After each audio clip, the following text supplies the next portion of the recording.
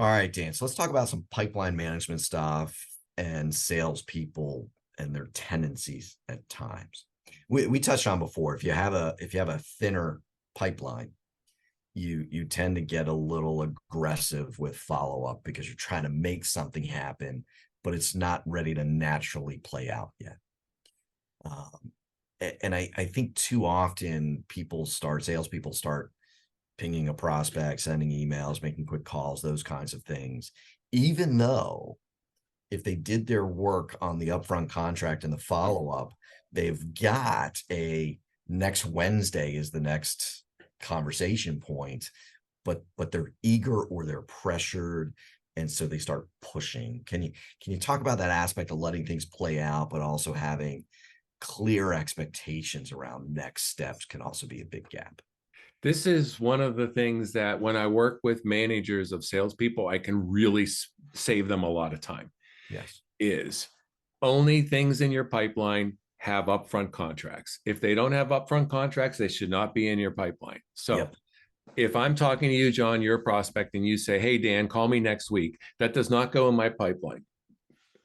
It goes in my pipeline if I say, John, how's Thursday at 2:30 look for you? And you say, great. And now I put that in my calendar, you put that in yours, and now that's in my pipeline.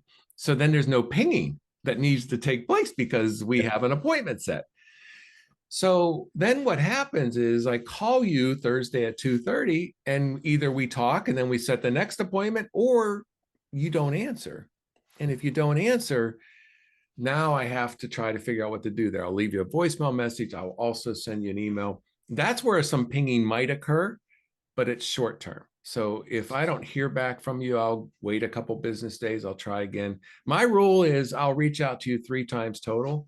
If I don't hear back from you, I don't care where you are in the sales process, even if you're near the end. If I don't hear back from you by the third, there's a technique that I'll use on that, which we don't have time for, and then I end it. Yeah. And then you just move on to other things. Yeah. It's okay. It's time to let it go. Right. But one of the things that helps with that, because here's what happens a lot of times, prospects say, hey, I'll call you next Wednesday. And my response always is, no, no, no, no. Your job is not to call me.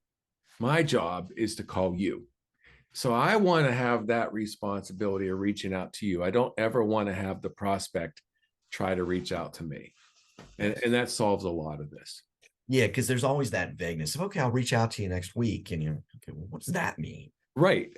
And that for me, the pipeline has always been if it's in the pipeline, it has to have a clear, definable next step. Yes. And if that's not there, we've got a problem. Yep. And too often, though, even if there's that clearly definable next step, if the salesperson's under pressure, they start getting premature with it. Yeah. Let it play out. I mean, it's funny. I'll coach some of your clients who will have great first meetings, and then the second meeting has been some sort of a promised follow up, no set date, and it's usually the buyers calling them, and I'll get them on the phone. I'll be coaching, and they go, "Yeah, the guy was supposed to call me last Tuesday. I haven't heard back from him yet. What should I do?" And it's already like a week later. Yeah. What was that all about? I thought you were a professional salesperson. All right, so set these dates and times. Make sure that they're going to be there. If they're not, do a couple follow-ups and then just let it go. It's okay. It is. All right, everybody. Let it go. We'll see you again tomorrow. All right, take care.